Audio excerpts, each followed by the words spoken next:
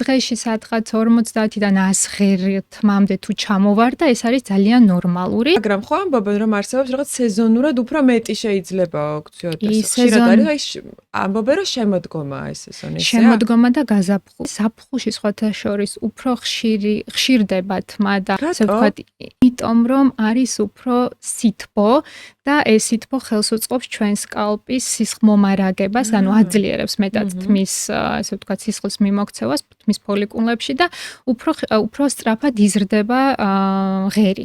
შესაბამისად, უკვე მოგვიანებით აგვისტოს ბოლოს, სექტემბრის დასაწყისში უკვე ეს ტემპერატურის გამო ვიწროვდება უკვე სისხლძარღვები და შესაბამისად მოსდევს ამას თმის ცვენის ეპიზოდი, რაც ასევე ფიზიოლოგიურია და ბუნებრივია.